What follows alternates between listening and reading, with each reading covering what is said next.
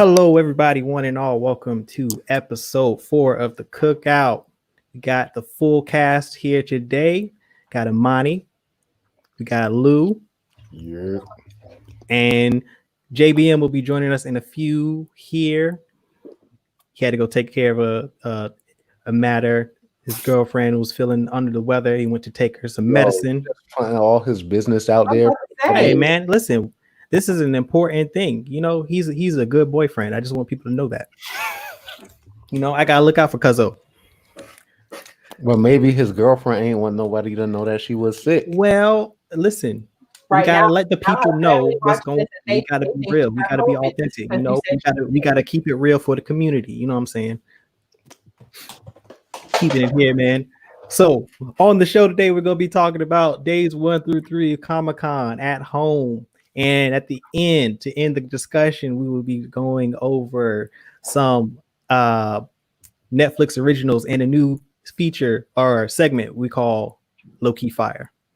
We're going to be talking about some of our favorite, or at least giving an example of one of our favorite Netflix originals that didn't get a lot of attention right now, but that we enjoy thoroughly. So that's what we got looking forward to. I'm giving JBM a few more minutes to hop back on, and then we'll get right into it. I'm gonna ask everybody how y'all doing. Go to the chat. Make sure you guys, if you can, leave a like, subscribe, comment, and share this video with your family and friends. Anybody that you think will enjoy this type of content. But Imani, how's your weekend? How's your week? My week was pretty good. Work was crazy. I did a lot of that, and I missed a lot of Comic-Con, and I'm not happy about it. But I crammed in as much as I could. And I went to the mall for the first time today since March.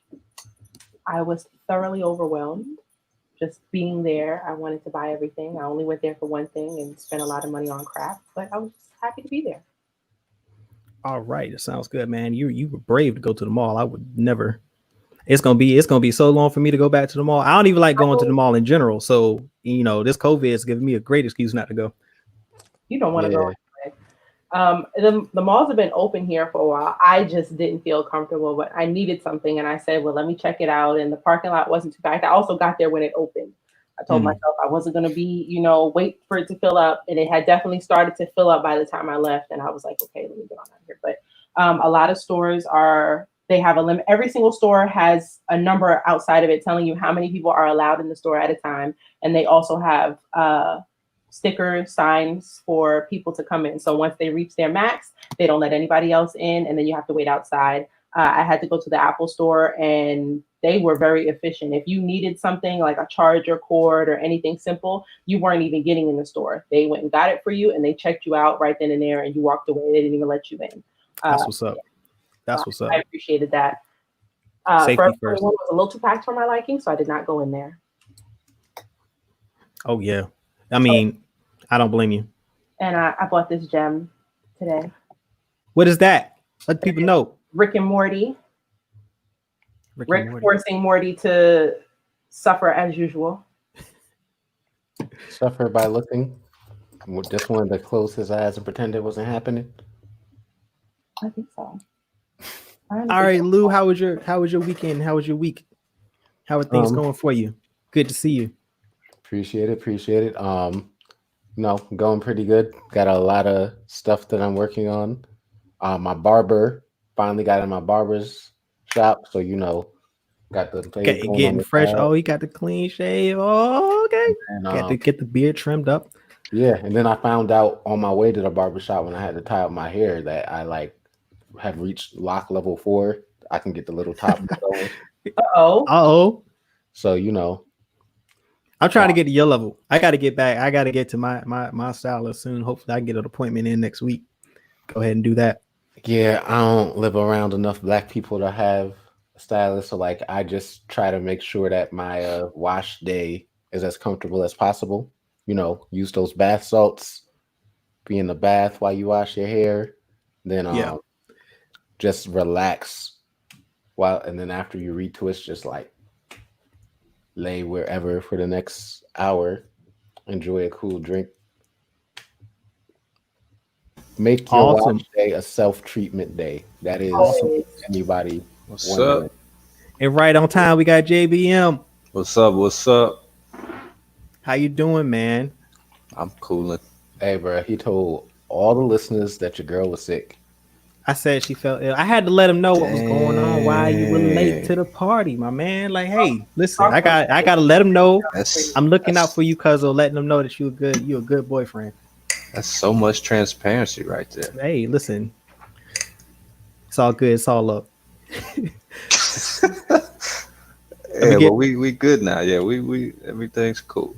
We fine. awesome. She's set. How's your weekend your weekend going? Weekend's going good, man. I've been doing a lot every weekend for like the past month and a half, so I've just been resting in my own space this weekend. Man, feels good. It's a little self love. Yeah, self love is the best love. Gotta take care of yourself. Take care of your mental, your physical, Yeah. So all your physicals. what I missed in the first 5 minutes? No, man, we Us just doing talking about the introductions. ways that we love ourselves. You actually Nice. kind of fit right in. Talked about mall trips and retwist wash days and loving ourselves. So you just fit right on it. Yeah, I can dig it. I can dig it. not got through another work week, pretty chill. Then keep playing it low for the weekend, just maxing and relaxing, taking it easy, getting ready for this live stream, catching up on all the Comic Con stuff that I didn't get to miss or that I didn't get to see when it dropped. Yeah. Before we get to it, I'm gonna go to the comments. Shout out to Gabriella on time. Good to see you. How was the Uh, D&D event? Oh, that was just a Q&A, but I feel ready now. Anybody listening want to know more about D&D or like wants to play? I don't know. We'd have to consult my dungeon master, but I'm Yeah, excited. I'm we excited on becoming this halfling monk. awesome. We got to get Gabriella on the show if she's open to it sometime to talk about this. Love to talk to her. Talk to the people, man. She's a long-time supporter. Absolutely. I've yeah. never played and I would like to learn. Hi, DeAndre. Oh, you should join me and JBM. I see How long does you. it take? That's the real issue for me. How long is the game? I think this game was like 3 to 4 hours max. Yeah, we're doing. Yeah, it's gonna be a short game. 3 4 hours is a short game. I mean, it's like a one session game, right? One and done. People going on like years long quests. Yeah. I don't know. I played might a have year to. ago. I might have to be It, a I think spectator. That's a so. long time. Thank you, DeAndre. If I'm not mistaken, that's like it depends on the dungeon master, right? Like how long they set it Yeah. up. Yeah. Yeah, they set up these quests to last a certain amount of time. What's up, Ma? Mrs. Cooper, I got your stickers today. Thank you. Auntie, what up? What up? Awesome. It's called the Cookout. Of course, they cooking while they watching. Good. Cool. Yeah, we'll coordinate with you, Gabriella, and get you on. Maybe we can get you on next weekend. Talk about this. Mark and Ebony, what's going on? Good to see you. Glad y'all could join us. What's Hopefully dinner we'll Sharon? yeah, we want to know what's for dinner. Actually, you can tell us. We'll bring you into the show later when we get to the Netflix originals. That'll be later in the show. So y'all got time, to finish cooking and eating and enjoying your dinner and all that. Ain't no rush. Alrighty, y'all guys, you all ready to get into this Comic-Con discussion? Lou, you want to kick it off? Let's do it. Since you've been to Comic-Con, San Diego Comic-Con before. I actually haven't been to San Diego, but I'm like a frequent con goer. So I do New York every year. I do Emerald. Yeah, I do at least 3 a year typically. So I do Emerald City, Rose City, and New York. I've been to C2E2. I've been to Indianapolis, but like Comic-Con this year, San Diego is typically the largest Comic-Con in the world, and due to COVID and being on lockdown, they did Comic-Con at home. So Comic-Con, instead of being at a central location where you got all sorts of nerd culture going on, they turned the panel portion of Comic-Con into a bunch of videos, which very much fits my con going experience. If you guys haven't been to a con, you've got the game players, so people who play role-playing games and video games, they go there to do that. You've got your cosplayers and cosplay watchers, so people who go to see the costumes and see people who are in the costumes. You've got people who are there for the Hall H news, so your big Marvel news, your big TV show news. People who are there for the comics and they spend their whole time in like pull boxes. And then like I'm a panel con goer with a little bit of the other stuff mixed in, so it's like the part of cons that I like that got bought virtually. So I was down for it in concept. Execution was a little weirder. But yeah, that's your 411. You can still go watch all the videos, Comic Con at home. Yeah, it's actually, and you know what? We could probably drop a link into the comment section. But yeah, so what they did is for each hour they dropped every single video, and most of these were pre-recorded, if not all. I think everyone that I saw was pre-recorded, and they did it for each hour that it would have been showing at the live uh, event, and that was interesting. Um, I thought that a lot of from the panels that I watched, I felt like it suffered because a lot of those actors and people who are usually there on stage to interact with the fans, they kind of were taken aback by recording this without that fan interaction.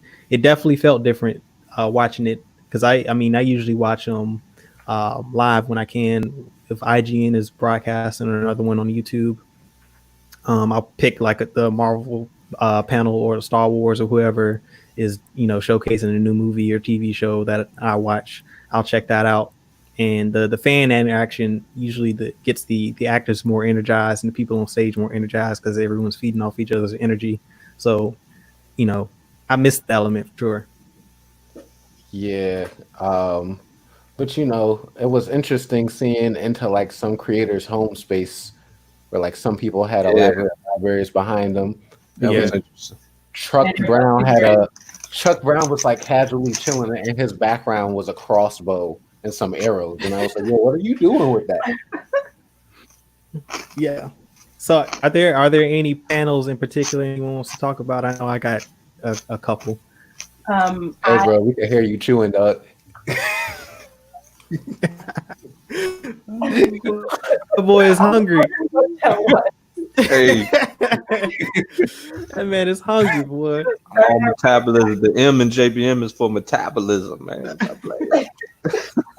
I spent some time on Adult Swim Con, and they actually started with a cosplay competition. And I have to say, some of the better costumes and outfits didn't win because their video editing skills were not up to par. So I don't think people really thought about. What was the format? Did they like get a 30-second video intro or They something? just got like a clip of the person, showing off their outfit, maybe like 15 seconds, no, 30 seconds of them showing off their outfit, doing a little spin. Some people spoke, some people didn't. Somebody dressed up like Snowball from Rick and Morty. I thought they killed it, but they lost to a woman who dressed up as Rick, who her outfit wasn't as great as Snowball's because Snowball guy did the whole robot getup. He had the little stuffed dog toy on his chest and he was killing it. But her video editing skills really, she made herself look like she was coming out of a portal and she lost. So that was probably a new aspect that people weren't thinking about this year. So like she put the play in cosplay, and like the play was a bigger role than the costume this time. Basically, she also had a skirt instead of pants on like Rick, and her skirt itself was the portal that Rick goes in and out of, which was pretty cool. But I still think Snowball was better. But Snowball, he didn't have good enough skills. He was just in his living room, and that was not good enough. I also think she filmed in her garage, which was nice.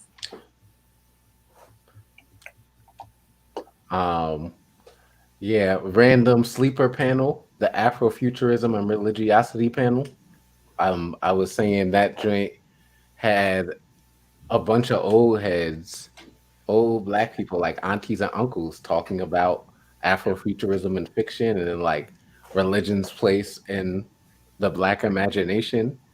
And it was super interesting because like John Jennings being there, you expected it to be about some of the comics he did and some comics other people did, but they were like, yo, we gonna hold this come to Jesus meeting right in the middle of a Comic-Con. We don't care. That's exactly what they did. That's what they did. I was like, okay, I'm down. That's not exactly what I expected, but now that I'm here, let's rock with it. Auntie, spit that wisdom. That's one thing about aunties and uncles. They don't care what you got going on. They're there to do their thing. Absolutely. Yep. That's why we love them. Exactly what they did. That's why we love them. I was like, hey, this is lit. This might be like they do black panels at cons all the time, but I was like, auntie and uncle's going for auntie and uncle is like the blackest thing I've seen at a panel. So I like this.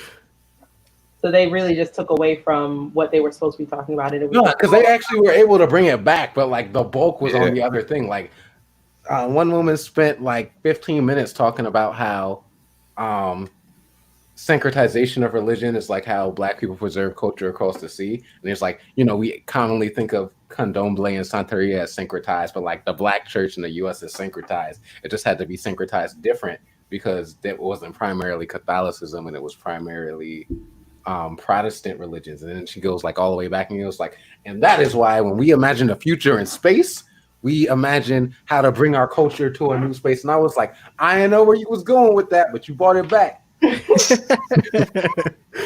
Yo, yeah. Shout out to everybody watching right now, man. If you could, please leave a like on the video and make sure you share it. And if you haven't subscribed already, if you haven't already subscribed, please subscribe. I dropped a link to the Comic-Con schedule. You can go and see all the videos and all the panels. If you click on that, you can click on each day and go back and see the past broadcasts and everything like that. Okay. Julian, what did you get to watch? I watched one of the first videos. I think it was on Thursday. They were talking about narration and storytelling in video games. And it was cool because they had one writer from Star Wars Fallen Order.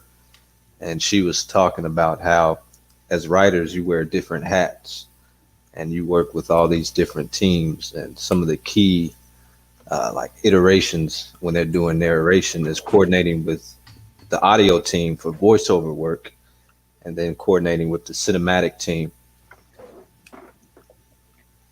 So that was pretty cool. I'll say so. Like I picked like the random one, but what he was talking about, panels I typically go to, they are process panels. So like if you ever wanted to learn how to write for narration or write a comic or write your first television script, there's normally a panel somewhere on that list in that link where you can listen to somebody who does that thing talk for an hour about how to do that thing. And so you can pick up some skills, have stuff broken down in a way where it's less intimidating. And this year is free. Yeah. And if you're interested in narrative design, they recommended Twine, Final Draft, and Excel. As a narrative designer, those three tools you want to get efficient at. That reminds me of this. I also watched How to Build a Better Girls Team. Yeah, I wanted to catch that. Yeah, I did. Yeah, that was one I wanted to watch too. I'm gonna have to go back and watch that one. Yeah, that one was pretty quality because you got a lot of writing. There's like generally applicable writing tips but they were able to bring it through their lens of being an underrepresented community as women. So it's like, how do you build these teams with more than one woman? How do you make sure somebody's not tokenized? What is your process in making sure you're not just like falling into cliches, and what is the power of having more than one? So like that one was fly too. Absolutely. So me, I watched the Lucasfilm Publishing panel. I watched the Boys panel. And I watched the New Mutants panel. I'll start with the New Mutants panel because this is the New Mutants movie has been on hold since the Disney Fox merger, because there's some behind the scenes politics stuff that they had to work out. Then the COVID thing happened, and I think the thing for me watching that panel, all of the actors are tired of doing the publicity and promo for this movie that should have come out years ago. Maisie Williams, who is if you watch Game of Thrones, she's one of the main characters in Game of Thrones. She was actually still filming Game of Thrones when they were filming this movie. So she's like, she doesn't even look the same anymore. Yeah, like and you can tell from the trailer and the footage that they released for Comic-Con, like the age difference. Because I don't know how old she is, but I mean that merger was the Fox merger was what 2018, 2017, 2018, something like that. Yeah. So so she was pretty young now, and you just got the sense that they were like, yeah, we've said everything that we can say about this movie without giving away too many spoilers already. And like they showed some fan art, which was pretty cool. They talked a little bit more about their characters, and then the footage that they released. I actually like this footage more than I like the original trailer for New Mutants. I think it got me a little bit more interested in the film. Um, so if you haven't seen it, I would definitely recommend go checking that out because I'm curious to see how they're going to segue the New Mutants if they are going to into the MCU, if that's the plan, or if this is going to be something that's going to be. I think that's going to Disney Plus eventually after it hits theaters. I'm not sure, but definitely something I'm actually interested in because I'm not familiar with the New Mutant story. Have From they Yeah, set a new I'm release not date either. for it yet? what's that? Have they released a new release date? I haven't been able to find anything online. I think it got pushed to next year. Just next year. I can't. Yeah, I'm so I tired. think I'm pretty sure it got pushed to Disney next Plus year. already.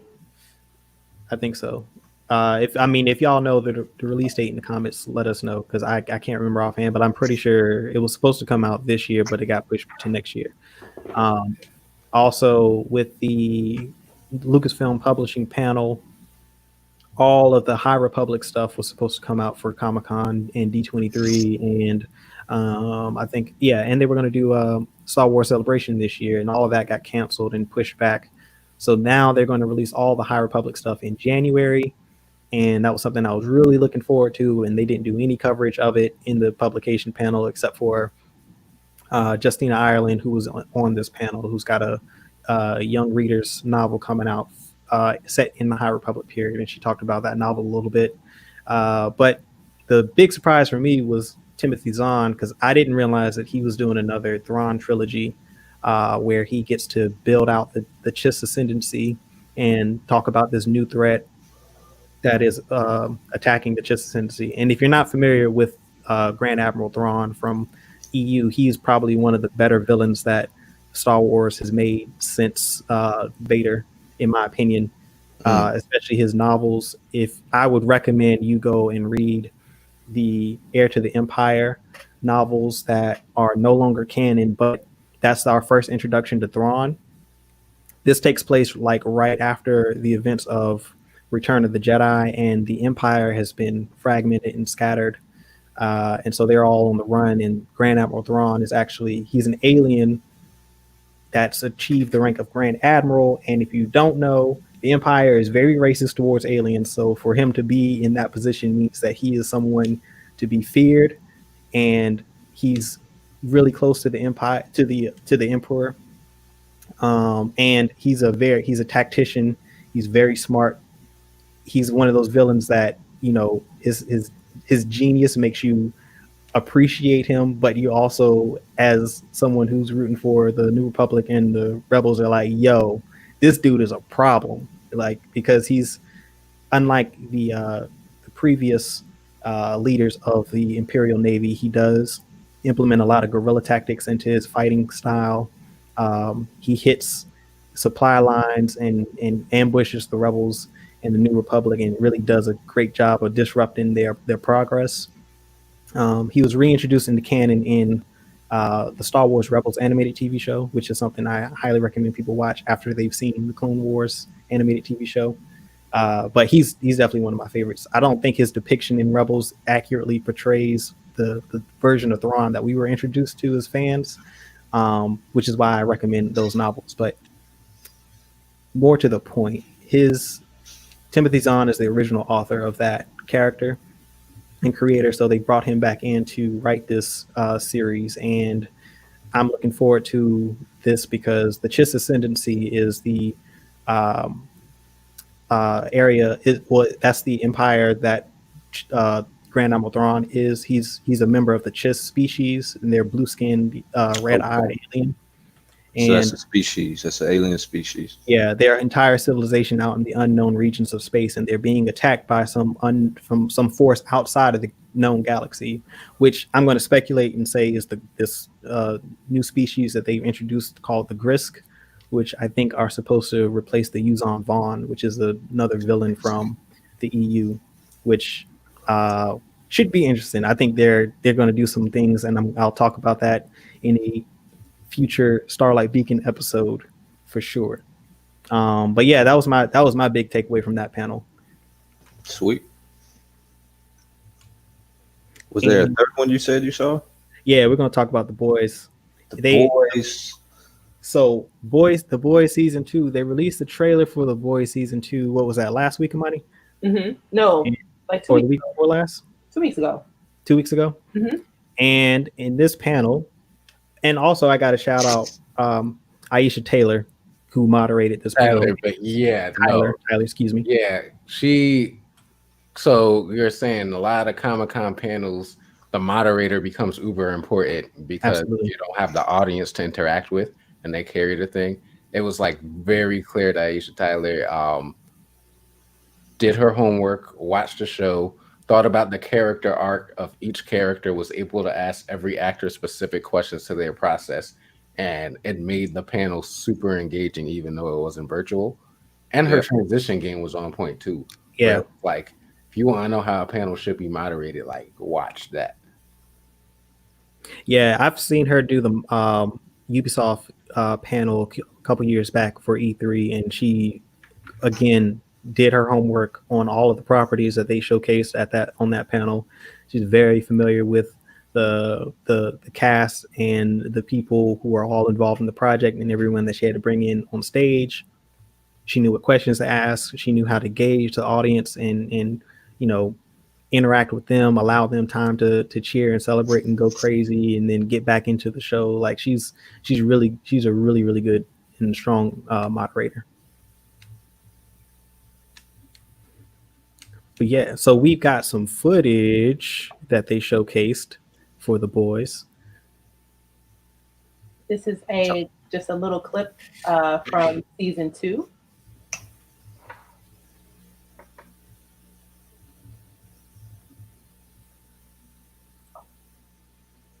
Here it is with some sound.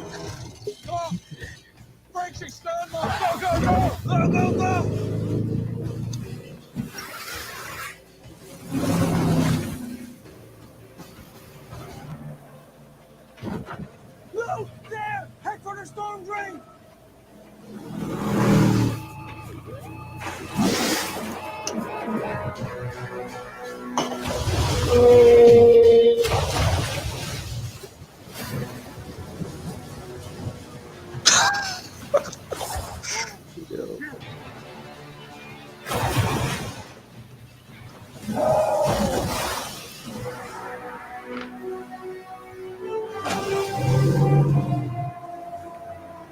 Butcher! What are you doing?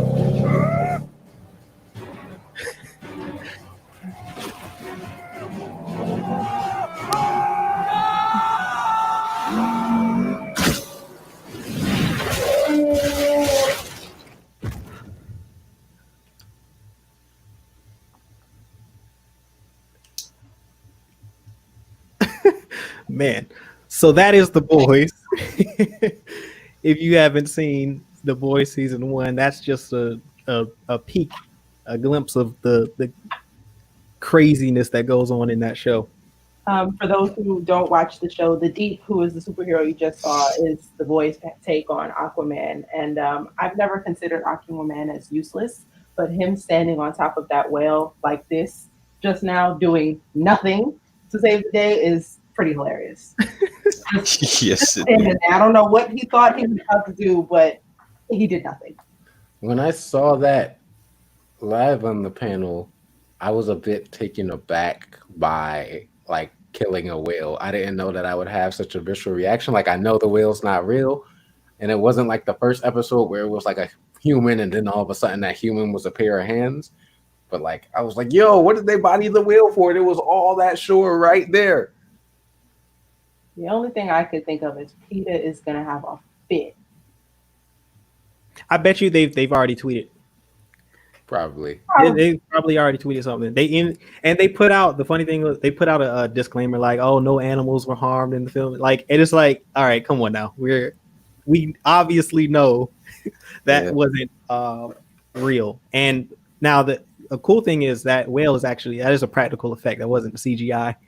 Yeah, they like They built spent that a from the lot of ground up. money on Yeah, that. they spent a I lot of want money. to know on how that. much that whale cost to build. They said it was what 14 feet high. Yeah, Yeah. something crazy. Man, Yeah. I like The crash scene is CGI, but like that whale is actually a practical effect. And they talked about how like there's a scene where they actually inside of it and what have you. So yeah, I'm gonna get to anything else, guys? I'm gonna drop a link in the comments for the clip of them breaking down that scene. All right, yeah, let me get to the comments too. Well, hold on, let me get to Bookworm. Bookworm, what's going on? Glad you can make it. OG Coop in the house. Good to see you.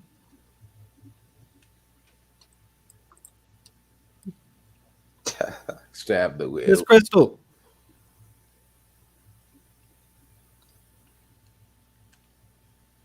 Stab the wheel with the boat. Yeah, everyone's excited. All right. So now, y'all, I think we're all ready to transition into. I did actually. Are we? Because Are we? do our listeners know what The Boys is? Do our listeners know what the season is coming up? You just sort of was like, "Yo, here's a trailer." All right.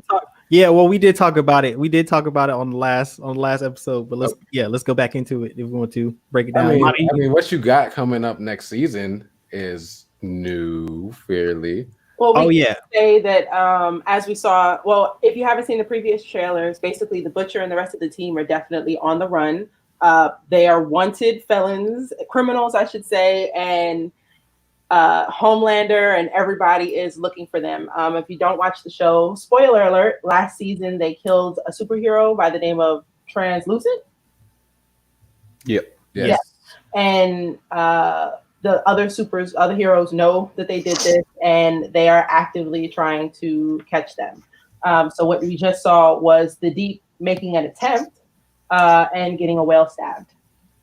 They also have these couple of other dynamics going on because Huey is in a weird off relationship with situationship with the superhero, and the Butcher found out toward the end of last season that the Homelander banged his wife and is the mother of his wife's illegitimate child, and that his wife may be alive.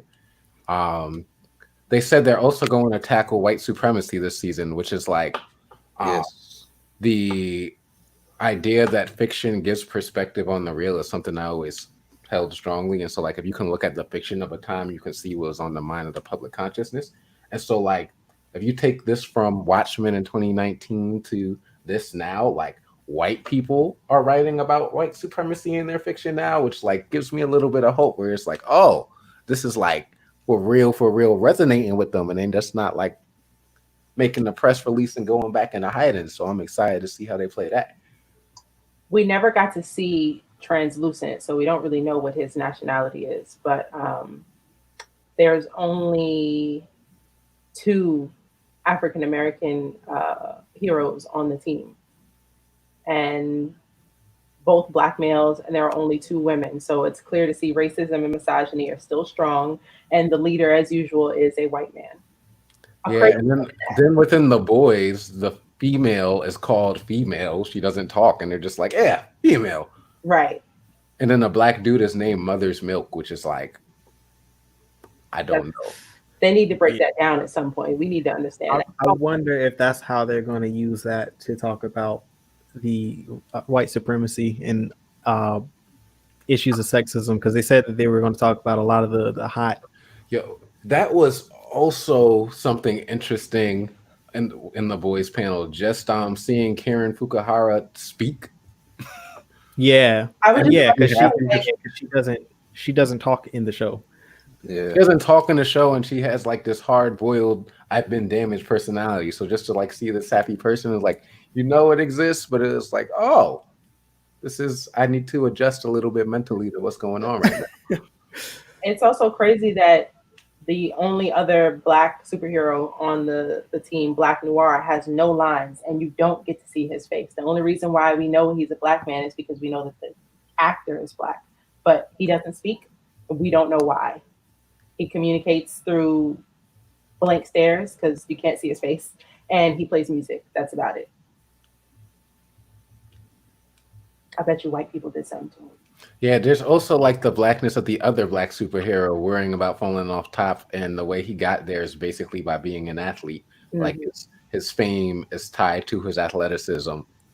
Yeah, and they talked about that too. He talked about it in how his addiction to, what's the substance called?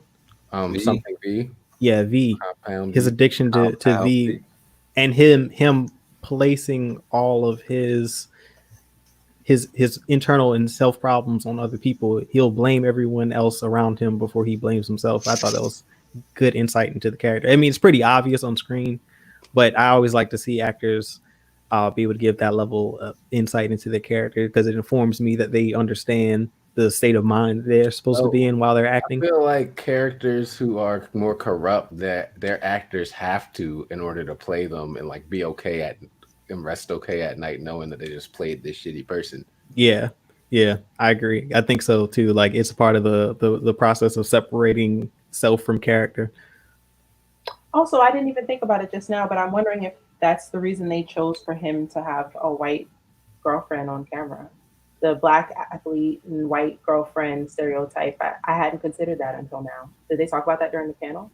No. I don't think they touched on it. No, they didn't talk about it. I got some questions. I'll be sending some tweets later. Also, one thing that I want to touch on, I loved Avatar that came out in 2011. I thought it was an absolutely amazing film. I saw it the first time I saw it was with my dad, and it was actually his second time seeing it. It was so great. He took myself and my grandmother to see it again.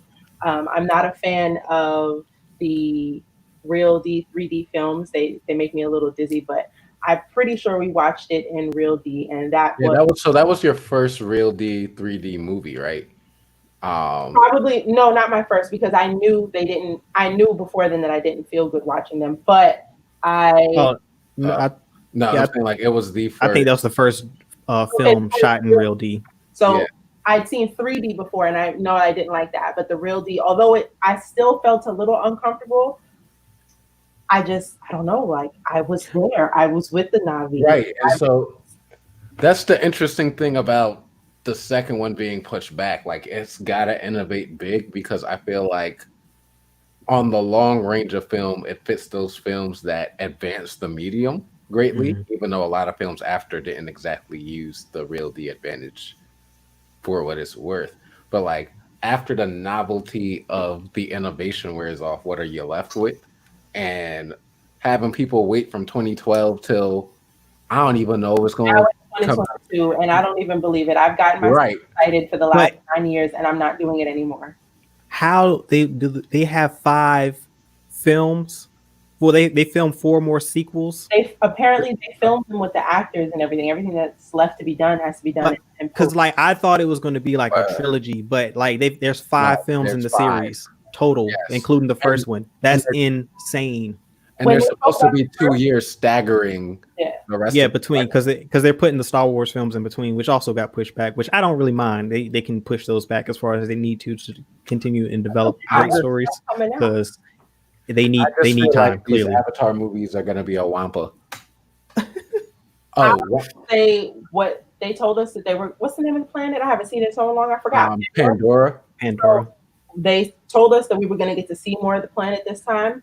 I want to be in the ocean. I want to see what Pandora whales look like. Yeah, James Cameron spent like a year underwater or something. He was crazy. Trying to get to the furthest depths of the Mariana Trench to film a scene. We don't know what's down there, but he knew whatever he had to film was down there. Right. I don't get it, but we just gonna let him live. But just because Coop will get the slang term wampa. So what I call a wampa is like something that people have been waiting to see, but whatever it is can't match whatever you imagined. Because the original release of Empire Strikes Back, you couldn't see the wampa, and the terror of the wampa is it's whatever you imagined it to be. Then when they Yeah. re-released Empire Strikes Back and you see it, you're like, oh, that's not that scary, Yeah, it was just a shadow. right? And You you're just see the shadow of a creature going through the ice right. cave. So when you see the real creature, you're like, it's not as good as what I imagined because the shadow allows you to be whatever you want. And so like, however good you imagine Avatar 2 to be, it's gonna be so long that it's not gonna live up to it. Hence, it's a wampa. That's a good question. Do we want to talk about Oh man. Oh, Gabrielle had a question. What's the character you think will have the biggest character development in The Boys? I think the girl that doesn't speak, the one that's, she's far from home.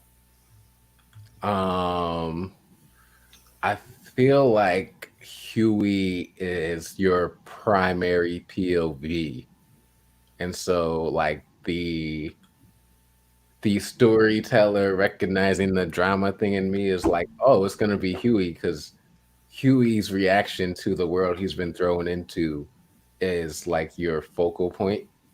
But on the other hand, I would like to see more growth from Mother's Milk. I would definitely like to see some growth from Mother's Milk. I would also like to know what goes on in his home. His wife is calling him every 20 minutes. He's got to have some conversations, and now she's going to see his face all over TV. So that's going to have quite an impact. And I would also like to see Starlight. At the beginning of last week, she was thrown into what she thought was going to be something great. She found out that being a superhero was more about business than it was about saving people, because of what happened with the Deep coming out, and she was able to take some of that control back. She now has a little bit more power than before, but I would like to see her become herself, not someone who's, going off of what her mother wanted her to be, not what the world expects her to be, just her being herself, and then also still trying to figure out where Huey fits in that picture. Yeah, I think Starlight and Huey are going to have a lot of screen time in comparison to season 1. They'll probably have equal to Butcher, if not more, and Homeland. I think those will be the big. I think Homeland's going to have a lot of character development too. There was a clip in one of the trailers of him throwing his son off of a roof, trying to teach him how. Yeah, I saw that. He didn't really. It was like a hard nudge he nudged the back of his head off the roof. He wants to have family.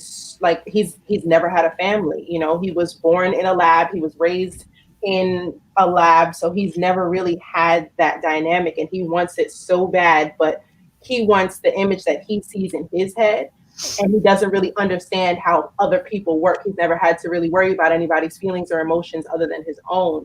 So him trying to control his new family is going to be nuts too. Yeah, that is. They talked about that in the panel because they were saying all the superpowers Homelander has he can't superpower his way into a healthy relationship, and so that's his central problem. Yeah, we got one more question, and then we're gonna about Avatar.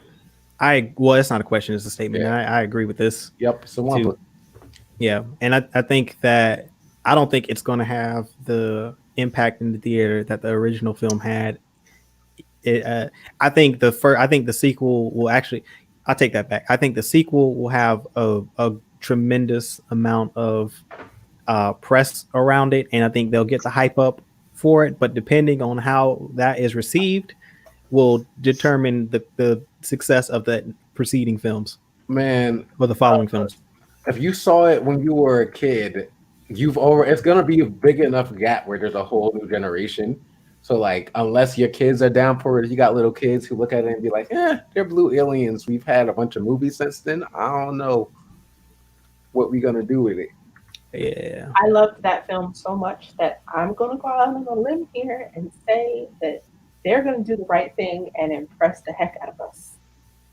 I refuse to believe that it's gonna suck. I just can't. I've had too much time invested in it. Will it? You will it. You could be yours. Listen. Don't let me down. All right. That was We'll Gonna have to see. tell a We'll great see. story. It's gonna Yeah, have that's what I'm saying. Like a five film arc. That's a lot. I'm not saying they can't do it, but I that's a don't lot. care about anything right now except the second one because that's what I've been waiting on. I don't care about 3, 4, and 5. I want to know what's up with 2. And they filmed all of these at the same time, so like a lot of the content and subject matter it could be dated because they filmed these a while ago. Oh yeah. Like principal photography finished a while ago on these, and they've just been in post production for the most part. And this film's been getting pushed word. back On since white for supremacy and years. fiction, like in a Yeah, like you in a don't literal colonizer's film. You might want to look back at what you wrote. Yeah, because it could be on if they stick to that whole colonization like notation. It could be right on time for the subject matter. Like it could be politically accurate and on subject for what's going on in the world right now. Or they may have gone in a completely different direction that it could take it elsewhere and people could lose interest real quickly. And I need to see some. I need to see a war between different tribes. Because really, I mean, it is Pocahontas. You want like inter-Navi war? I don't want it. I don't want the people to fight. But at the end of the day, I need to be impressed on screen, and that's going to impress me on screen. So you're saying you don't want it. You're saying you need it. I don't know if that's better or worse. You want the Navi to you want civil war between the Navi. Listen, nobody to what I said out loud. Also, I need to see some special Pandora whale with 5 fins and 3 eyes. I need to see that.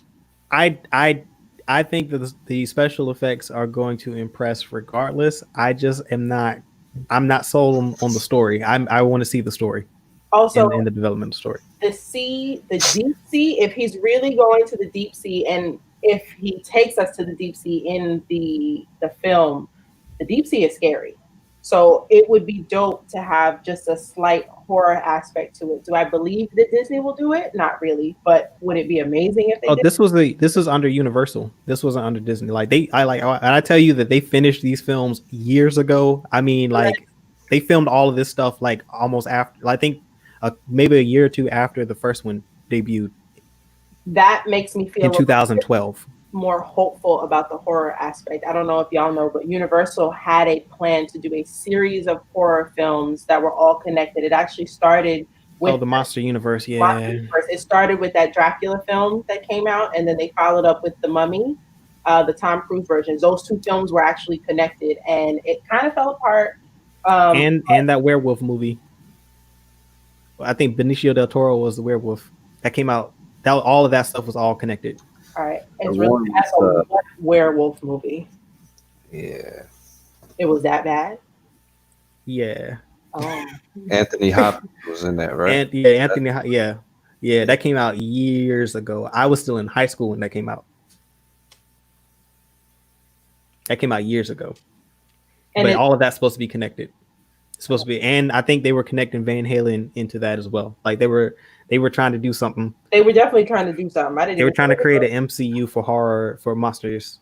I think the concept was dope. I thought the Dracula film was great. And I love the way that they ended it and brought it back to the 21st century. I thought that would be dope.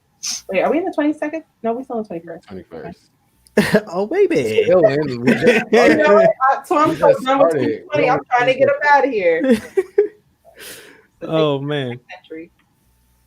All right, let's segue now into this Lowkey Fire segment. We're gonna bring in 2 special guests. Got Mark and Ebony going to join us for this discussion. What's going on? We're doing good. How are y'all? Doing good. All right. Good. How y'all doing? We just finished cooking, so we're kind of hungry. We didn't eat yet. Y'all haven't eaten. Y'all cooked and y'all didn't eat, man. Y'all I was trying to hurry up. Nah, man. What did we make? Turkey stir fry and cauliflower rice. Turkey stir fry. Okay. Oh, I need to come where y'all at. Look at y'all. Check y'all out. Yes, sir. That sounds good. All right.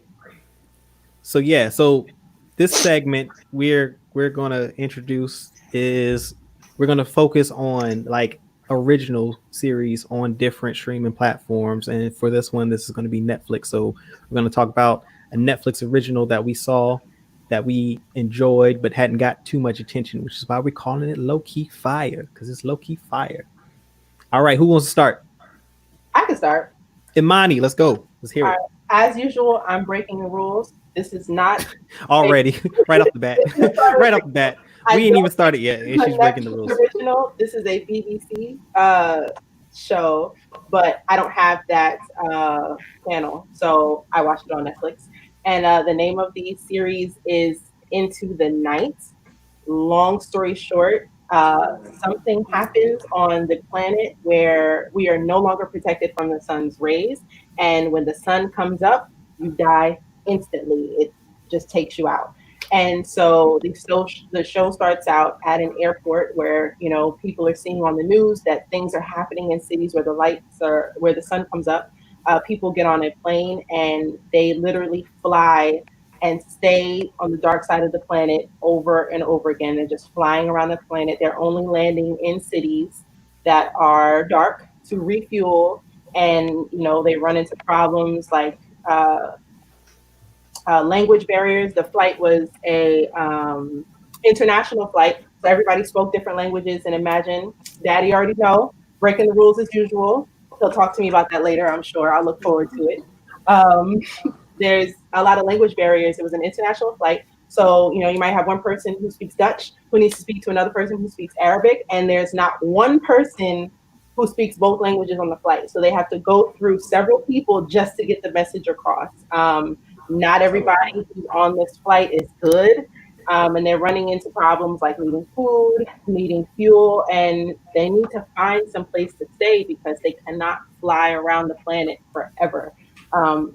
As far as they're thinking, they're the only people on the planet alive. They haven't been able to hear any other flights. They haven't seen anyone. So they're just going around and around trying to figure out what to do. It is called Into the Night, and it is on Netflix, and it's amazing.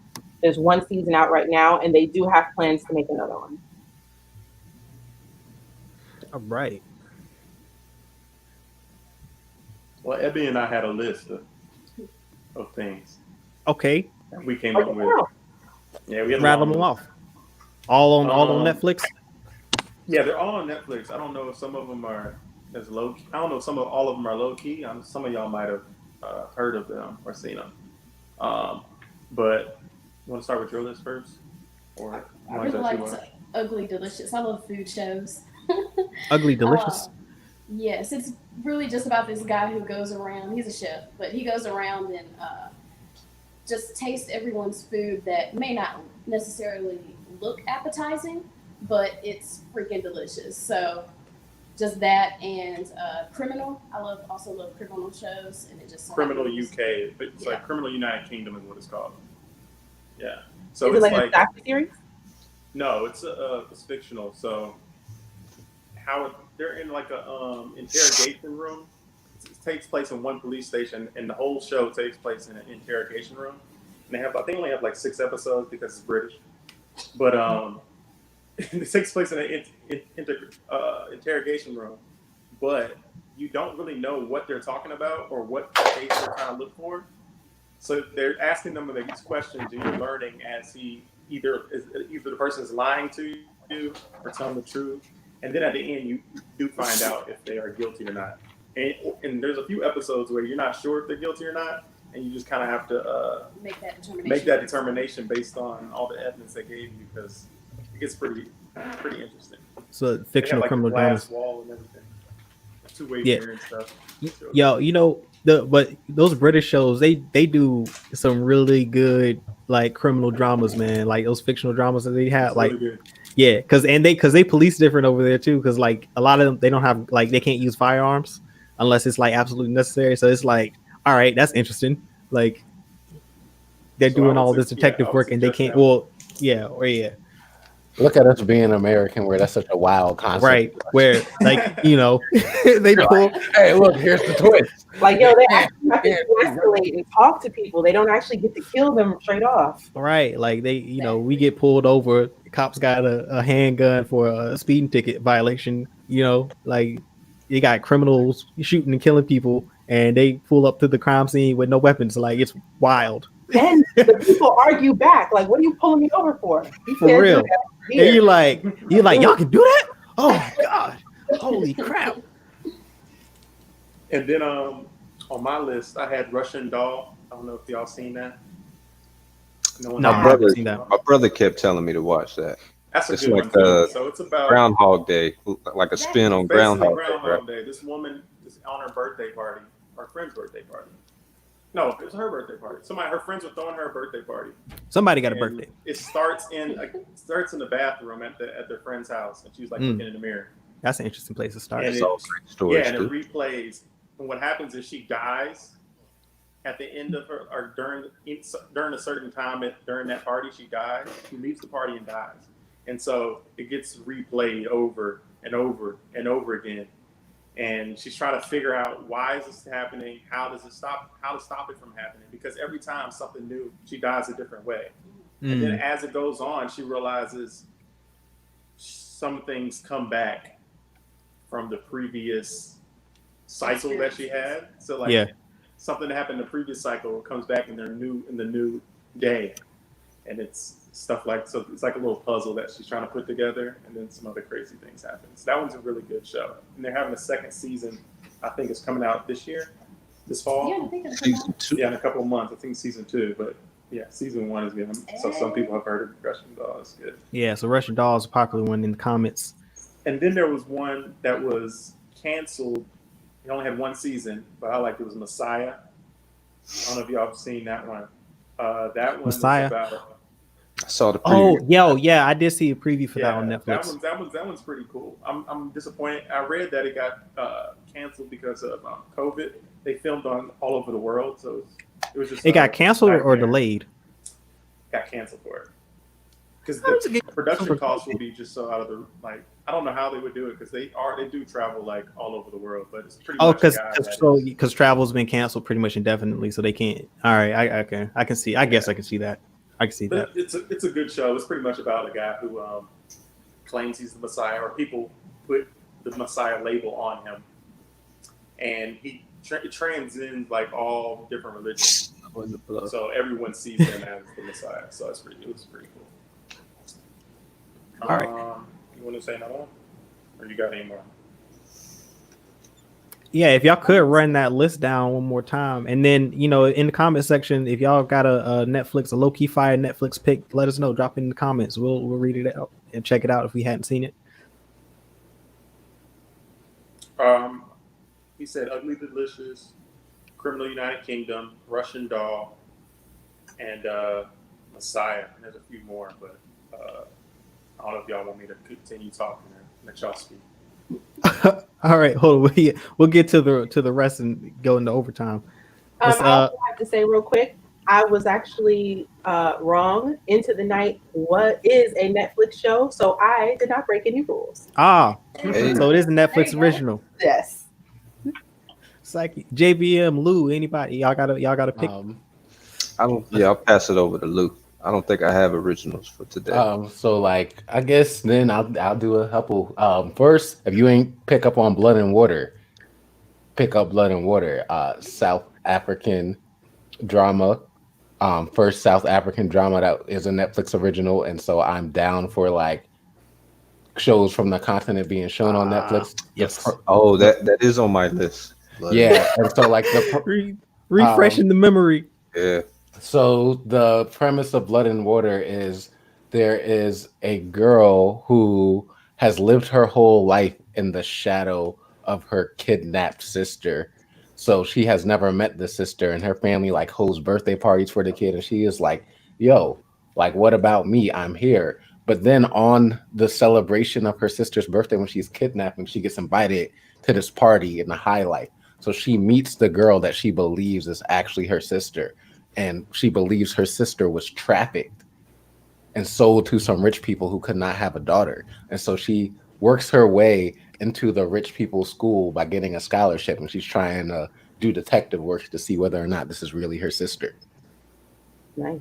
So that is Blood and Water. That is dope. On the more wholesome side, I just started like randomly watching the expanding universe of Ashley Garcia. It is a sitcom.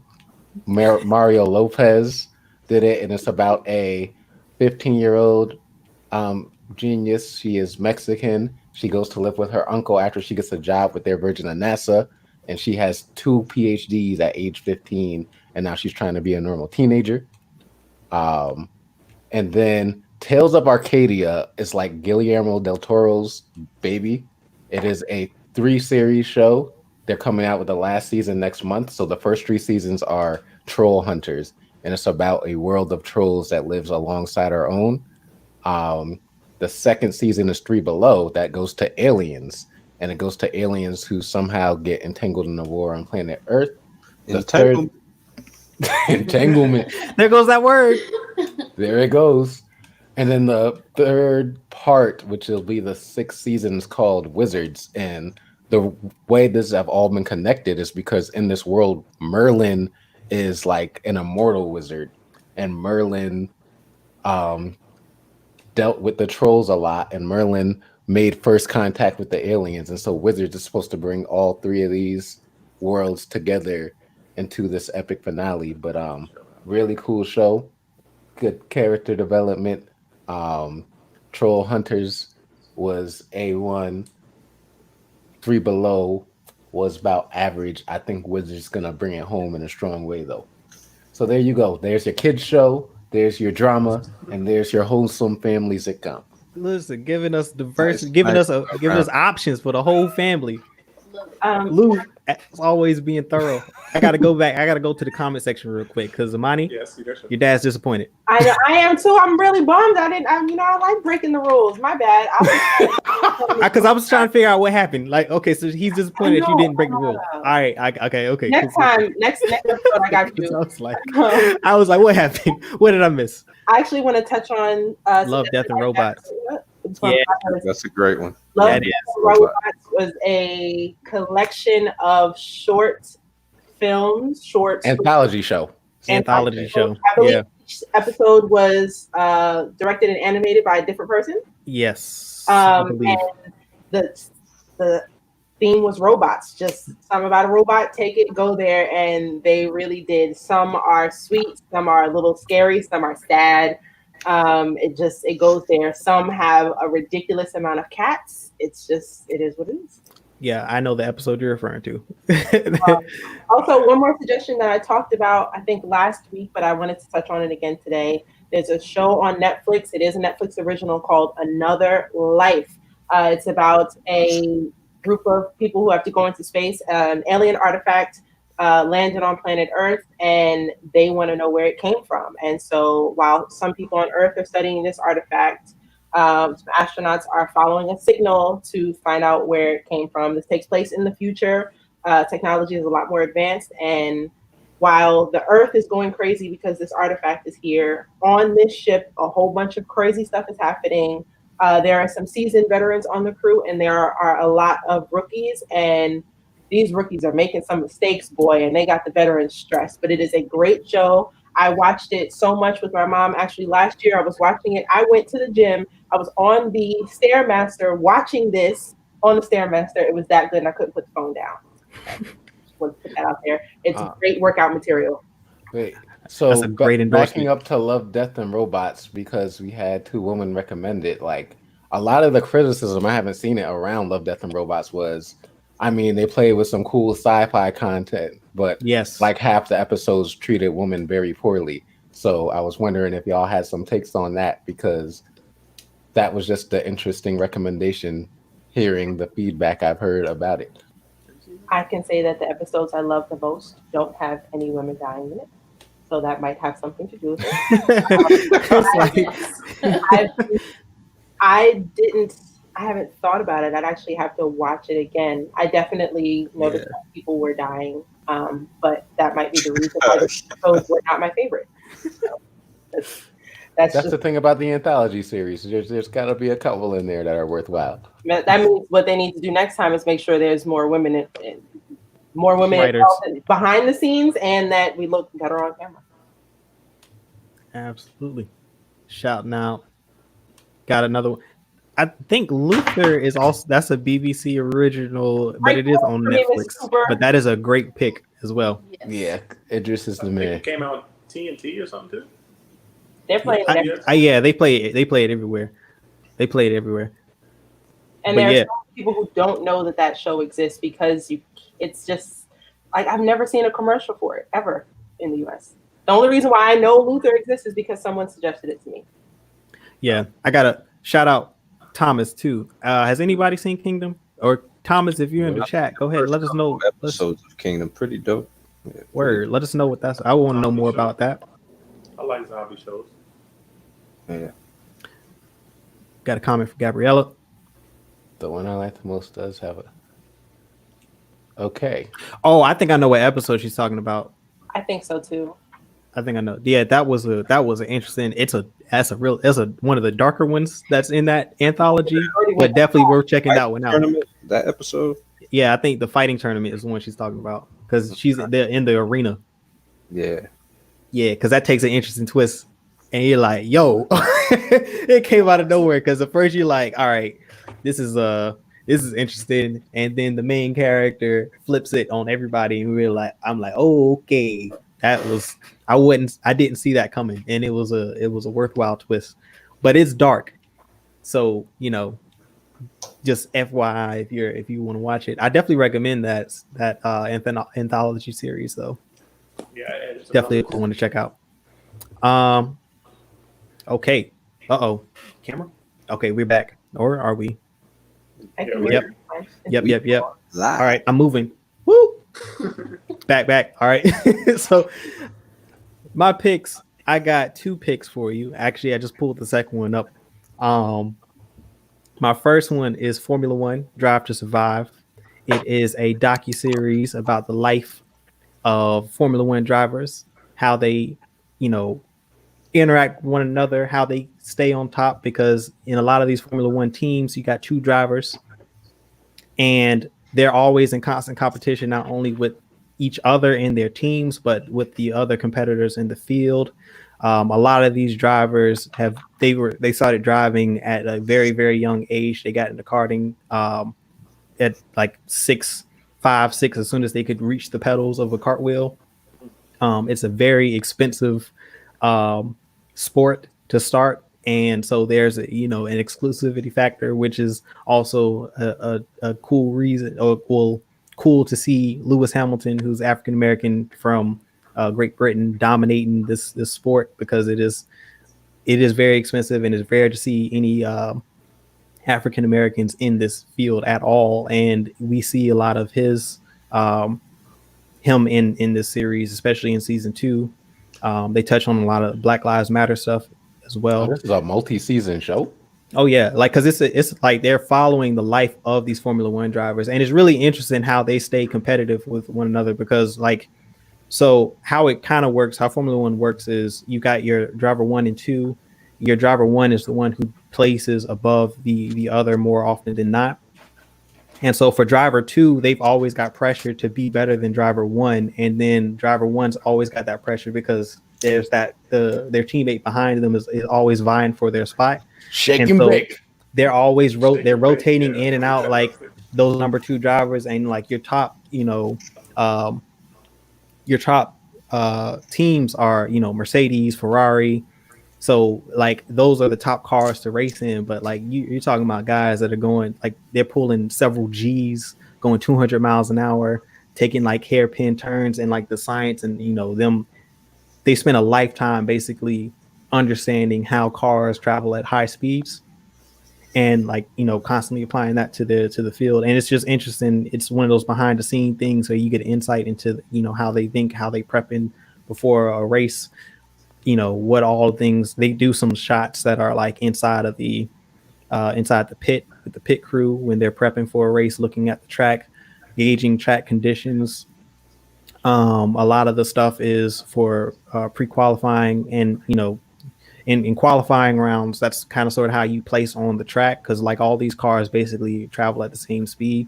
So qualifying times are very important. Like it's just as important as the main race, because it dictates what your position is based on the time around the track.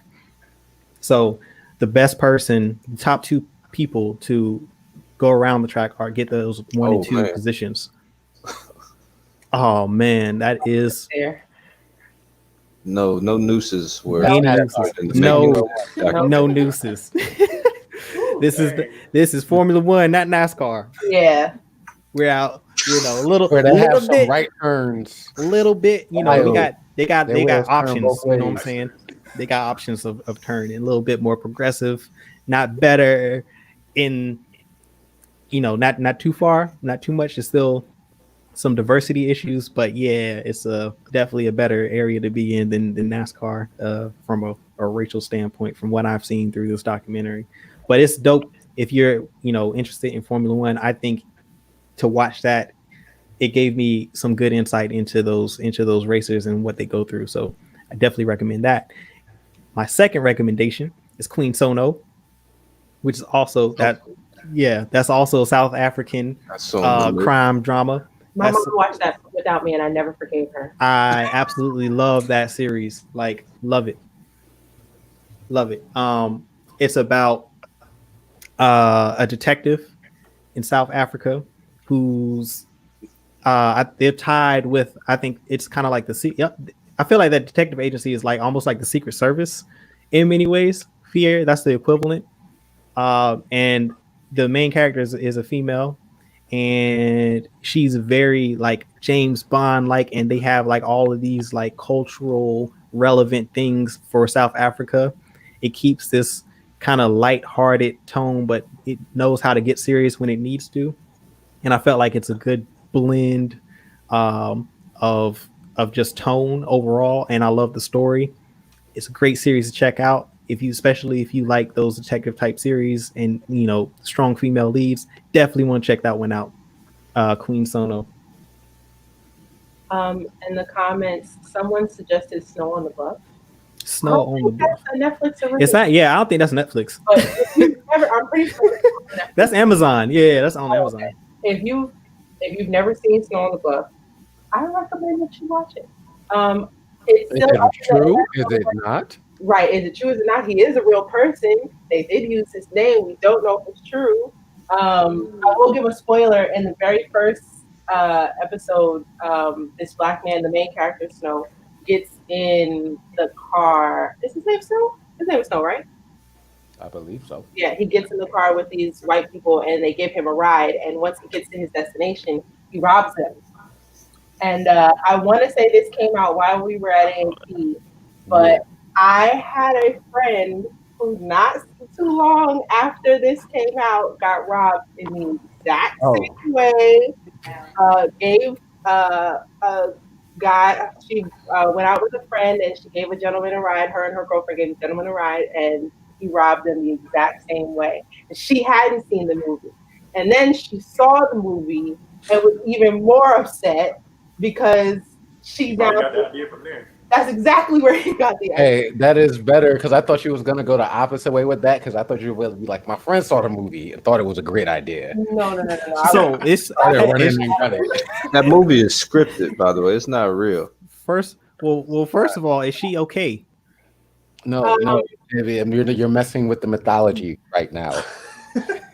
The point is, you watch Snow on the Bluff, and then you talk to your friends about whether or not you think this actually happened. You know what will tell the truth? Nobody cares about your facts. You know, watch the show. I don't want to give out any spoilers, anything else. But as for my friend, she has moved on from the situation. I don't think she'll be giving rides to strangers that way anymore. She's definitely not driving Uber or anything like that. I will say the guy wasn't a complete stranger. But that's what happens when you hang out with people who are locals when you go to A&T. Like, they know the area a little bit better than you, and you're going to get got. Oh, this happened at A&T? This happened, it was off campus. What you doing, bro? You too loud. Not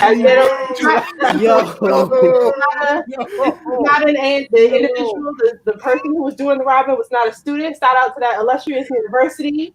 NCAT all day. My nails are a little long, but we out here. Does it look right? For real, we got 4 in here. But that was not A&T's fault. No, so I mean, like this. So this happened in Greensboro. It's happening in Greensboro. It's not happening on Auntie's campus. And Okay, who did the robbing was not an Auntie student. that's good to know. That's a good thing. Yes. Watch all. Glad we can clarify. Yeah. Glad we clarified that. I was like, yo, because I don't remember that. No. Okay. Anyone from Auntie who's watching this, do not ask me who it was who got robbed. At her and come back her, yo. Too late. They They don't- already on it. They wait. They already on it. They not As soon gonna as they find seen it. out. About it. That don't mean they're not gonna ask. They're still gonna ask the question. I'm gonna say I don't know. All right. Any more picks? Anybody got anything else to talk about? Anybody else in the comments got any other shows that you haven't heard us talk about that you want to mention? Go ahead, drop those for us. I have a topic. If we have time. Hold on, before we get into that. Okay. Mark and Ebony. Yes. What's up? I heard through the grapevine that we have a potential show on the way from you two. Tell us what this is about. What are we doing? What's this entail? Yeah, we're gonna try. We're gonna review movies, and I got the idea from a podcast I listened to. They only review bad movies, and What do you mean bad movies? they review bad movies. So movies that Are not in their good. podcast, Like movies that are supposed to be good that are No. bad, or like No, Sharktopus no. versus Pterodactyl. they review movies Barracuda. that have a below 40% on Rotten Tomatoes by either the audience or the critics. And The bed that they have like a team of people, and they have one person introduce the movie that they're gonna watch, and that person says like, I think it's a good movie, but it's got bad reviews, so let's watch it. And then normally how it goes, like one person doesn't think the movie's bad, but actually thinks it's good, and everyone else says like, okay, this is a bad movie, or they might agree with them. But that's their show. I like the way they formatted how they reviewed the movie. So I want to take that type of how the process actually them review the movie, and I think we can focus that on movies from streaming services, since I think that's the best access. People don't have to go buying, especially the movie theaters aren't really open right now. Word, So, especially with all this COVID going around, trying to keep people inside and safe. So the first movie we thought we would do is what's it called? Fatal Affair on Netflix. Y'all probably all heard about that. Uh-oh. Trailers for that. Oh baby. Yes. I've heard some things about this movie. Yeah, so I thought it would be Some not so good things. I think a fun movie to review and to start us out. And then after we can take suggestions of things movie wants to review. But and we can have other people in the show. We were thinking about doing it live, and I think it'd be best to do it record it to see how it goes first. Yeah. See how our format goes. And so we're gonna probably do that next week and give it a go. If anybody wants to join in, be sure to watch the movie, take notes. Yeah. So and the movie is Fatal Affair. Yeah. And it's Fatal a short Affair enough for everybody. movie. It's not, and hopefully it's not going to be so bad that you lose interest. Yeah. Mia And Long you're and like, Omar wow, Epps Yeah. are It just- was like homework. I wanted to feel like homework, so I wanted to pick fun movies, something that would be interesting. Something I think that would be enjoyable. the first one to start out with, since it's so popular right now. Yeah, absolutely. Yeah, Fatal Affair. I think that's a good one to start with too, because it just came out and it's got a little bit of buzz around it. It's got some things, mixed reviews a little bit, so it could be interesting. If you So are if anyone interested, wants if anyone's interested in joining them, we can start a little group, and we can have a time we're gonna watch the movie. Then we review the movie. I'll probably watch it right before we review, just so it'd be fresher in my mind. But yeah, You can get the little Netflix party app going so that everybody's yeah, because we can do a watch party and all that type of stuff. So so if you're interested in that, make sure you hit Mark up. I think what's your username in the Discord, Mackie Boomers. Yeah, Maggie Boomers. Yeah, go ahead, mention them, tell them what's up, tell them hey man, I'm interested, or if you got an interest in being on the show and talking about it, let us know. If you like the concept and if you like the show so far, please leave us a like and subscribe if you haven't already. Yes. We definitely got this show with Mark and Ebony doing movie reviews and TV shows probably. In the works, still in development. Definitely looking forward to that. Over and over again. Definitely looking forward to that. The Discord also, if anybody is interested and wants to chat with us further or just hang out with us on the daily and do what we do here, definitely join us. Absolutely. And we're having conversations all day, every day in that Discord about various topics. You know, Mark and Ebony, I think you're in the Discord too. Yes. Yeah, you know, y'all know, y'all see what we talk about on a daily basis. We keep those conversations going, especially Mark. We appreciate Mark too, because he keeps the conversation going. Gabriella is another one. You know, she's always definitely on the live streams. We definitely appreciate the love from her, always showing up. And Mark keeps the Batman conversation alive more than I do. Always. Yeah, facts not fiction. Facts not fiction. I Go ahead. will say I love horrible movies for the most part. I watch anything. I even watch movies that people tell me are bad because I like to see for myself. The only movie I just refused to watch was that John Henry movie that came out. I watched the first 2 seconds and slightly turned that off. So I saw the trailer. She even likes to recommend bad movies to watch. To me. I love it. What movie It's like watch that was bad? Okay, so I would say 75% of every movie that you recommended me has started off with, yo, this movie was terrible. You need to go watch it. It's called blah, blah, blah. And I'm like, I'm already disinterested from the jump. That's not, that is a terrible way to sell me on something. We'll talk about that. Mark and Ebony, I would love to be a guest on your show if you would have me. I don't think I'm gonna get to watch Fatal Affair anytime soon. I also really don't want to, but I would definitely watch something else or suggest another film. But there's like so many good things. Why would you spend so much time watching? If it's Bad It's an things. hour and a half. It's not too long. It's something to laugh at. Bad film. Right, but every now and then. But like I wouldn't believe that it's really bad. Like, do they know what they're talking about when they tell me it's bad? Maybe they didn't appreciate the vision, that the director had or the writers had for it. I don't know. I want to see. I just thought this would be a fun movie to start out with. But no. It's less on you because I was more asking Imani because Imani was like, I love watching bad movies, and I'm like, I love watching bad movies. Yo, this movie made $20 in the box office. You gotta go check it out. Both tickets. Off of me.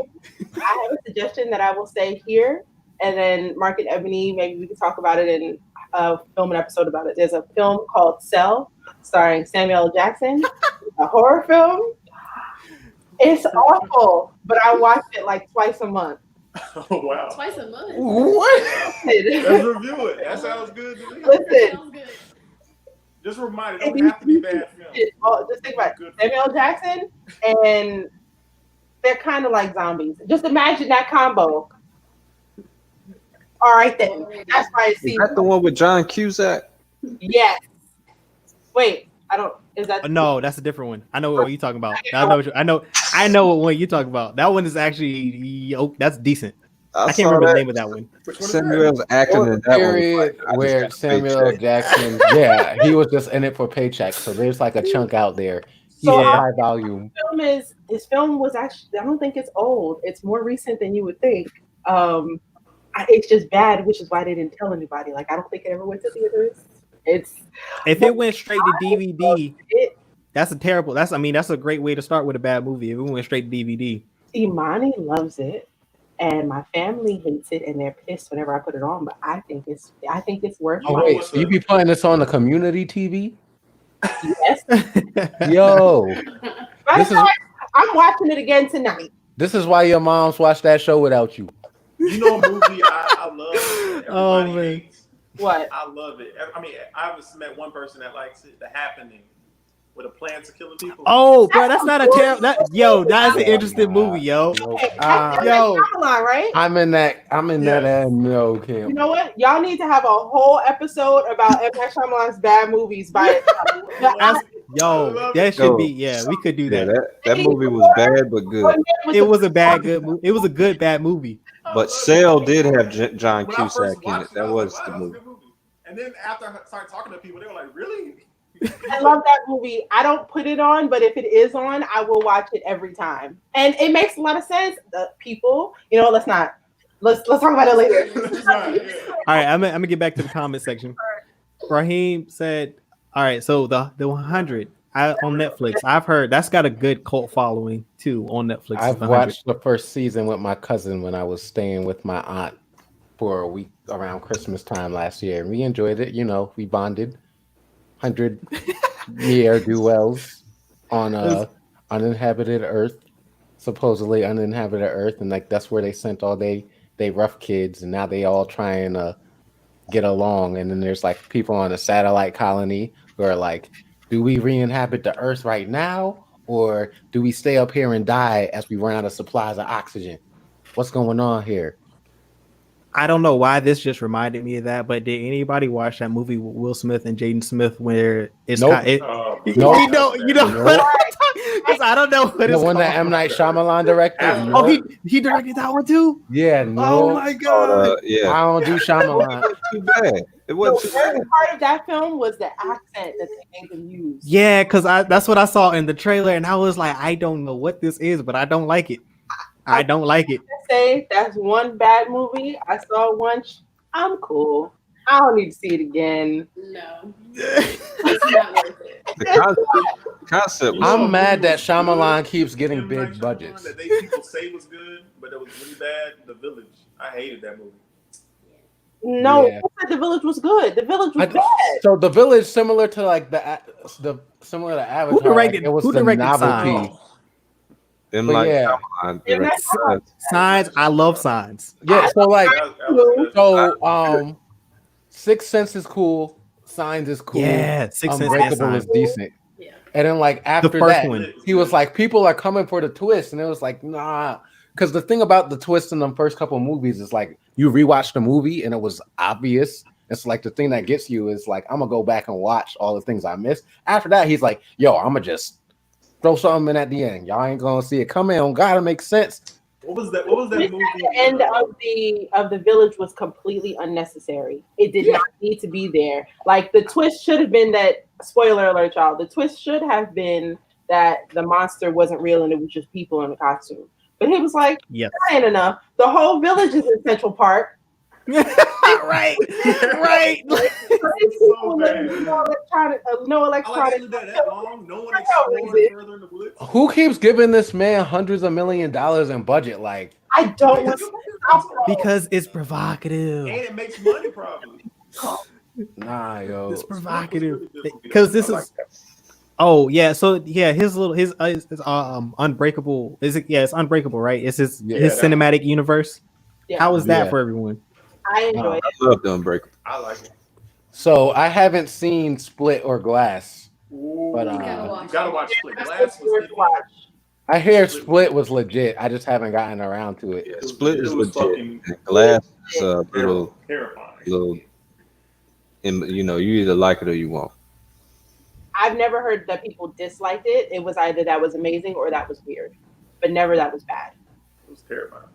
Is it- And in M. Night Shyamalan's defense, he made a movie and didn't tell anybody that it was him, and people still don't know it. The Visit, it's a horror film where these two children go to visit their grandparents. That is a good horror film, y'all. I was scared from beginning to end. There's no complaints, and that is an M. Night Shyamalan film. He didn't Best tell horror movies are the ones where the people are the villain. Yeah. The villain, like they're the scary bad guy. Yeah. Not a ghost, not a Yeah. The human is the worst. Yeah, that one's one of those. Those are the like for me. The when the human is the villain, those are always to me top for horror. Happening, yeah. Has anyone seen Iron Sky? Have any of y'all seen Iron No, Sky? I remember seeing the preview for it and I was like, yo, this movie looks like a lot. There was like T-Rexes and swords and people in the sky. And I was like, you know what? That looks like a lot. I'm going to keep it pushing. I saw the trailer and said I won't be watching that. The movie What If? I'm assuming. What is another So like, I like intentionally bad movies like Hobo with a Shotgun and Sharktopus versus Terracuda. And so like, I like it when they're like, intentionally counterculture and they do stuff. Oh Lord, They I'm take frozen. a bunch of movie tropes and there we subvert it. I'm like, yeah, I'm down for this. Which is why I love Jurassic World, because it was like a bad movie on Sci-Fi Channel, but with a real movie budget. Like it was so bad, But that's not even intentionally bad. It was I just think it bad. had to be They because thought they were No, they hit they the were same. serious. Nah, because let me tell you the same beats that Sci-Fi Channel bad films have. They have some monster that they created, a cameo from a talk show host, and somebody a very long shot of a feat that you know is not possible, similar to like the woman running from the T-Rex in the hills in a lab coat. And I was like, yo, they hit way too many Sci-Fi Channel beats for that not to be on purpose. It was like, what if they gave Sharknado $100 million, $300 million budget? So okay, speaking of, because that sounds like the Godzilla verse.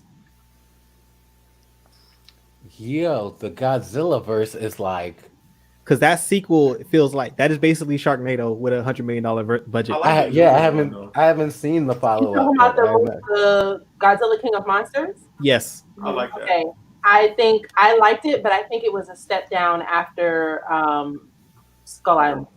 Yeah, I didn't see Skull Island. Was that the name of the King Kong? That's film? what the King Kong Yeah. joint. The Kong film. Yeah, and Samuel L. Jackson was in that one.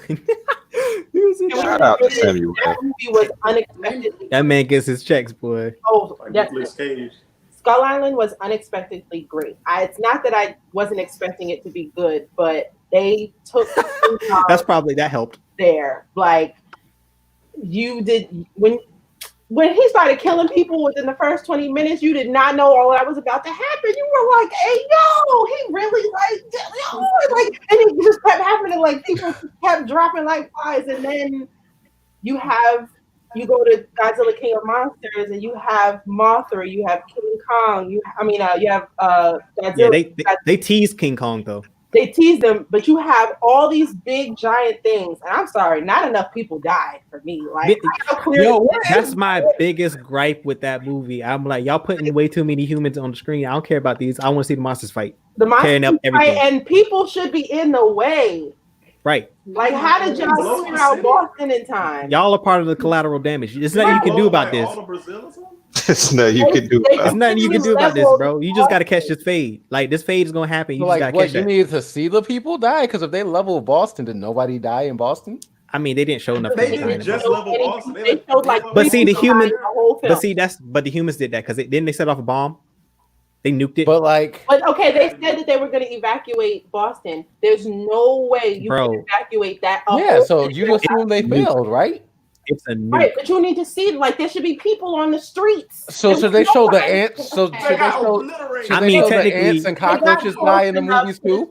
You could have seen one or two people. Bro, don't nobody care about ants and cockroaches. It's the exactly. And when we're watching a movie with giant monsters, we the ants. Nobody Exactly. care. Exactly. Well, I'm no. not saying that it wasn't worthy. I'm just saying they could have made it seem like the area was still inhabited, and it was not. It was clear there were no ants, there was no bugs. How about the scene when they like blew up a volcano? Yeah, with the I'm talking about when they got to the States. That was decent, but even then, it wasn't enough death for me. Nah, see, like no, my problem with it is it's a monster movie. Stop trying to incorporate this human story into it. I don't care. I don't care that about was them. what people said. Like I don't care about them. Give me the monsters. That was like Godzilla. They took the feedback because the first Godzilla reboot. Yeah, they had this whole story. And I'm like, bro, yeah, they were like, I want the monster. And then so the second movie, they were like, fuck it, all the monsters. Thank you. And can I say that on air? Oops. All right. It's 9:30. We after hours. Right. We can let that one slide. We PG-13. We can let one F-bomb slide. But I think that's what they get in PG-13 movies. I think they get like one. You get one. That reminds me, movie I didn't like when I was young, but I love now, Cloverfield. Yes. I was young. I was like, actually, yes. I can't say that I hated it. I loved it from the first time I saw it. No, I didn't like it the first when time I was saw in like it. 7th grade, I was like, you don't even see the monster. This is whack. And I saw it like college. I was like, yo, this is good. This is like exactly how this crap will happen. The suspense. It's like what it is to be one of the little ants running around on the ground. Yeah, like Yeah. We talked about him a The little bit. sequel, was it Cloverfield? 10 Cloverfield Lane, and then there's Cloverfield Paradox that's on Netflix. Yeah, the Cloverfield second Paradox one. was forced to Yeah. be like a Second sequel, one and was- I think the movie suffered from it. The one with Gugu Mbatha Raw. I think No. The there was space so much that happened that it should have been a show. At least give me 6 episodes because there's too much happened. Yeah. See, now I thought that James, I you thought would like the J.J. second one, though. Abrams. I thought he signed a heard that, contract yeah. to do more Cloverfield with I want to say, was it Universal? I don't know what studio he did. No, he's taking over creative at at Universal. I think J.J. Abrams is, so I'm pretty sure we'll get a lot more Cloverfield stuff. Well, the second one He's doing a is lot more about- creative stuff over there. The second one is about this girl. She feels like she's kidnapped. She thinks she's kidnapped, and she's hiding in a basement. And her captor is saying that you don't want to go outside. Trust me, everything's bad. A big thing happened. It's been destroyed. She don't believe her because she got in a car accident. Her head was knocked out. She was woke up in this dude's basement. So and I would try to get out of there too. Like when you're watching it, you don't even know. Like if it wasn't called Cloverfield, you wouldn't have known that's part of the Cloverfield universe. And then until the very end, you're like, oh. Wow. So I don't know if you guys know, but there's actually a website about the lore of everything related to Cloverfield, and it was run by J.J. Abrams and them, and it actually was live for a while after the first the first film came out, and then there was nothing up until they started releasing trailers for the new one, and they showed that the guy who kidnapped the girl in 10 Cloverfield Lane was actually an employee who worked for the same company, who was involved in sending those people up to space in Cloverfield Paradox. So there's a lot of behind the scenes things showing how he is involved and how he knows what he knows, because he knows people been doing some stuff. And Gabriella, yes, the Cloverfield Paradox, which is on Netflix, is kind of like a prequel, but not really, because they basically happen at the same time. But Cloverfield Paradox causes the first 2 films. I watched them in order that when they were released, just because you would appreciate it more. Yeah, there's the movies all stand alone, right? So you don't have to see any one to see the other. No, they're not directly tied together. You can appreciate the other ones more.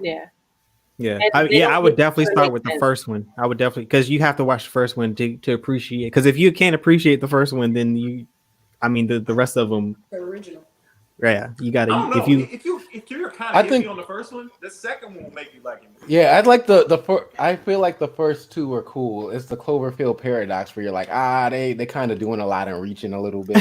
It had way too much going on, and the first film was just simple and good. Basically, monsters are here. We in Brooklyn, and we trying to figure out how to survive. And I got a camera, and I'm trying to film this whole thing.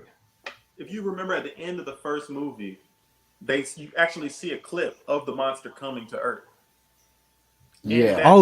At the end, wasn't that post credit? How that happens. It has to, that's the only way it could happen. No, I didn't know that it was him. You talking about the third movie? Oh, it's at the end. The very first movie at the end. Because isn't it like? And in the third movie, it clarifies how that happened. No, you see a glimpse of it, like because they're posing in front of the Empire State Building or something, and then you see like like a Ferris wheel on Coney Island. Yeah. There's somewhere near you can see a clip of it, like a glimpse of the creature in the water. But it's in the water, right? Yeah, I think it's in the water. Yeah. You're like, if what? you watch the end of the first movie again, you'll just look at the corner of the screen in the background. You'll see it. Definitely worth a rewatch. And that what makes the third movie. If you see that third movie explains how it all started. That's dope. So James, they kind of had to do that, Yeah, but it was like Jimmy in there, and I was like, okay, I see what y'all were doing, but it is what it is. Yeah, it was a good series. Cloverfield. See, I never saw Cloverfield. You'll love it. Yeah, you definitely got to check that one out. One of those first. There have been more since there were a few before it, but this probably I would say Cloverfield did it the best, where the film is being found footage, someone holding a camera, and they're moving around with it. Everything is from their point of view, and it's on New Year's. They're running. It starts on New Year's Eve. They had a New Year's Eve party, and they're like really specific with it too. It can't be a New Year's Eve party. They were at a going away party. Going away, yeah. Was it going was away? New York City. They have no coats on. And that is Oh, I not thought New York I City. could, okay, maybe I'm Yeah, but I it thought was yeah, maybe not. old buddies wanted to tell some girl he liked her before she moved out of the country. Then all of a sudden, monster attack. And they do the film really well. Like they make the length of the film the length of a tape on a tape recorder at a time. They stop and start it. They have the angles all flustered. The only glimpses you get of the monster are what somebody who is running out of the city might see of the monster, because you don't want to see the monster, because if you do, you probably die. Right, you focused on the wrong thing in that scenario. Like your main focus should be getting out of there, which is what they're doing. They're trying to escape. What is the monster? Do we We know? don't know, bro. We don't know what the monster is, bro. Third one, We don't know what the monster is, dog. Yo, The third one, You well, it get doesn't to explain see what it is. it, You but know what type of creature it is. yeah, it's something. That's what It's that something, dog. It's something. I'm I just wonder like, if I oh, could Google Cloverfield monster and see if some images come up. Yeah, you get There's like a actually- video. It's on screen. The longest it's on screen is 22 seconds. What's the movie with the kaiju and those big robots that have to Oh, fight? Pacific Rim. Pacific Rim, Yes, the first so one, if yes. there's actually a chart of different monsters. look like I a guess they call them kaiju. There's a chart of different kaiju from different films and series, and the Cloverfield monster is on there, and they actually compare them by size. So Godzilla is on there. Oh, wow. Different kaiju from Pacific Rim is on there. So kaiju is a genre. So like kaiju is the giant monster genre. Do it. Try to do a screen share. What kind of the camera was not liking that. Y'all like So then, Pacific yeah. Rim, So right? if kaiju is a giant monster, there is a kaiju chart, and that is on there, and it compares them. They're in size from I think smallest to largest, and the fact that was even a thing was so cool to me. Yeah, that's Yeah, why they do that had too. to make Kong as big as he was in Kong Skull Island, because the classic Godzilla versus King Kong question as it existed in like the 1980s was dumb, because Godzilla is taller than skyscrapers and King Kong climbed a skyscraper. Right. And so they're like, yeah, we gotta make this guy bigger. when they fought, they were the same size. Like, it was hilarious. I absolutely loved how large they made him. That actually, I'm a little worried though. I can't really see King Kong winning that easy, even at his larger size. So I'm trying to figure out how they're But going to. now his opposable thumbs matter. The atomic breath is a problem. Like before, you're like, oh, opposable thumbs, he can like use tools and crap. But before, when you got like a 30-story difference, I'm like, yo, He definitely. It's over for you. He definitely It's over for you. weapons. I forgot about that. Yeah. What if they make him a giant gun? Bro, he might make himself a giant gun. You're right. What if they make him a giant gun? Yo, this is where we've arrived. All right. We are at the minute 42 mark. I think we can go ahead and get ready to call it. I do have a question, but I think it'd be safe for the Discord. Maybe we could talk about it in our next episode. All right, let's announce it now and then just let's go ahead, drop it. Does Closing anyone remarks. have a series that they started to watch from the beginning that they loved, and something happened in the show that just pissed them off so much they couldn't watch They it? killed Carl. baby. They killed baby. Carl. Yes, Oh, I yes. haven't watched this since he died. What? Hold it. We're gonna talk about this. We're gonna talk about this next Saturday on next week's episode. That's a good Because I that's a got great this question topic. Because The Walking Dead has, because of all the stuff that they had at Comic-Con, and I was like, people still watch this? Yep. Nope. That's a great one. That's a great one. We're talking about that next week. Page out there. Yes. So repeat the question and we're gonna let people know. Is there a show that you started watching from the beginning? Like you loved it, you started day one, you recommended it to everybody. It has multiple seasons, and something happened, and you were so upset you couldn't watch it anymore. Yep. Okay. So, and we're gonna drop that question in the Discord. So if you're not in the Discord, Imani, could you drop another link to the Discord in the chat? I'll do that now. We appreciate everyone for coming out. Go ahead and reflect on that question. Drop your comments in the Discord. Join if you haven't already. Please like and subscribe to this channel if you haven't. We'd appreciate it. Follow us everywhere. Instagram, Twitter, like us on Facebook. We got 51 likes on Facebook, y'all. Absolutely. Thank you. Thank you to everyone who has liked. We are on Twitter, Instagram, and Facebook at Certified Gumbo. You'll see it down here at the bottom of the screen. And we appreciate y'all always. And thank you once again for coming out. We look forward to hearing your guys' responses to that question. Mark and Ebony, we are looking forward to this show that you guys got coming out. More to come. We got Yes. other shows in development that we aren't going to talk about right now, but we got more stuff on the way. Got another PlayStation versus Xbox tournament on the way.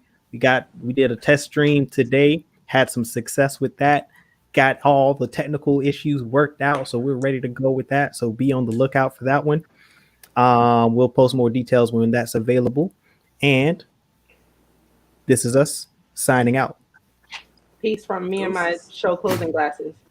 Peace.